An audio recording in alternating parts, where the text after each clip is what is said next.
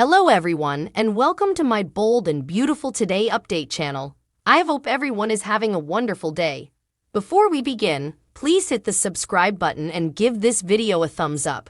An emotional Ridge works to surprise Eric and Steffy's battle, which Sheila turns physical moment on the bold and the beautiful. Finn smothers over Steffy's disclosure. Katie learns Brooke and Ridge know about Eric, and Luna finds commodity important in the libraries. At Forrester, Ridge congratulates his father with a handshake. Eric declares it's one of the most amazing days of his life and tells his son it was an honor to go head-to-head to him. Ridge tells his pater that he made him who he is. I am my father's son. Indeed, with all that, I couldn't beat you. Palm is yours. Eric says, you have no idea what this means to me. Ridge grunts, I suppose I do. At the precipice house, Steffy canoodles with Finn while crowing about the bettered shower pressure. She assures him that he, and not the ultramodern plumbing, is the reason she came home. Finn says Lee took the kitties and she's thrilled that Steffy is back, but not as important as he is. Steffy tells Finn she heard the news. I know about Sheila and Deacon. He asks if Ridge told her. Steffy says she got a communication from Liam. Sheila enters Deacon's apartment complaining about happy hour in the eatery. Cleric snarks, let me know what you really suppose of my clientele. She purrs to Daddy that she needs a bottom massage. He teases that he's the master. Sheila clarifies that he's the master downward. Upstairs and in the bedroom, she's the master. Talk turns to her missing piggy and how far she'll go to get what she wants. Cleric reminds her there will be no further obsessing over Finn and Steffy. At Forrester, Ridge enters the empty exchange, looks up at the totem on the wall, and becomes reflective. Luna walks in and he asks her to find the stuff he moved out of his pater's office when he took it over. Luna says she's on it. In the office, Eric recalls the early days there to Donna. If these walls could talk, they'd have so numerous stories to tell. Donna credits Eric's drive and passion for all of it. Eric is closing the book just the way he wanted to. Ridge walks in as they embrace and apologizes. I should have knocked. Your office. Ridge wants them to leave so he can make the place perfect for Eric, and also he can come back and no way leave. Eric nods. At Deacon's, Sheila makes him tea, which he finds intimidating. Sheila just wants to live a peaceful life and is trying to be what he wants her to be. Not to mention, she's trying to keep her mind off of her son.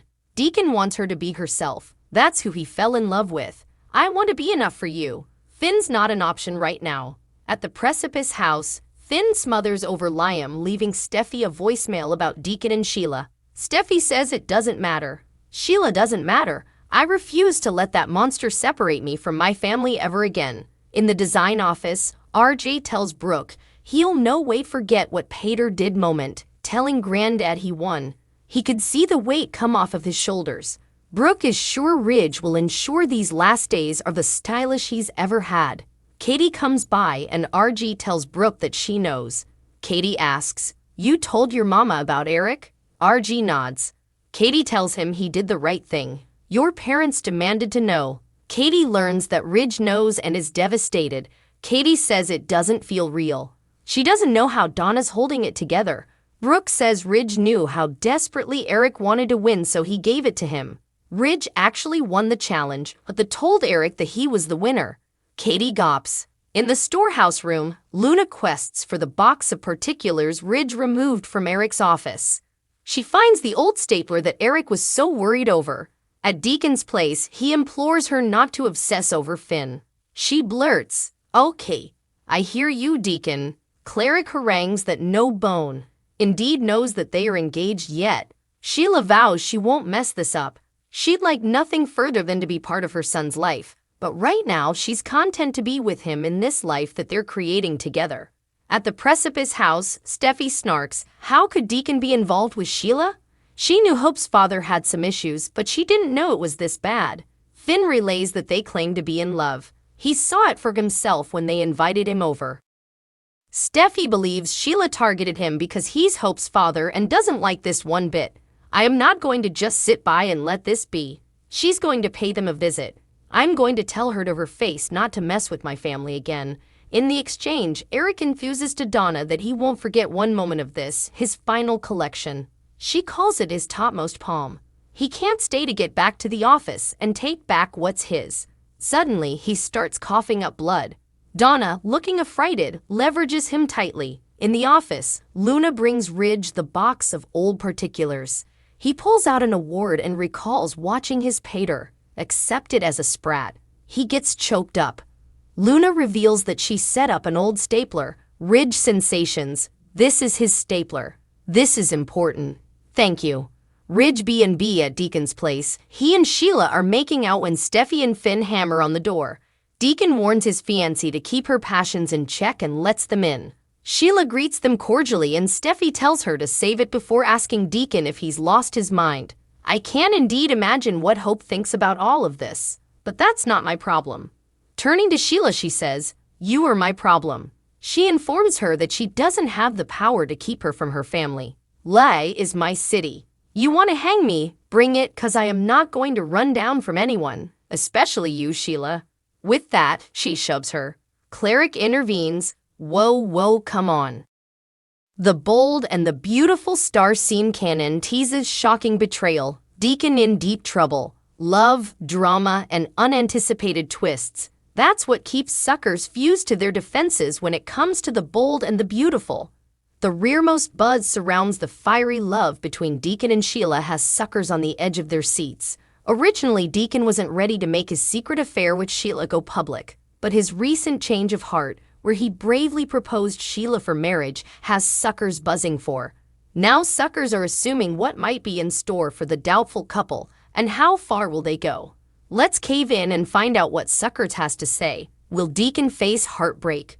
In recent occurrences of the bold and the beautiful, suckers have witnessed the surprising connection between Deacon and the notorious Sheila. While some suckers are skeptical about Sheila's redemption vow, others are hopeful that love will prevail, anyhow of her dark history.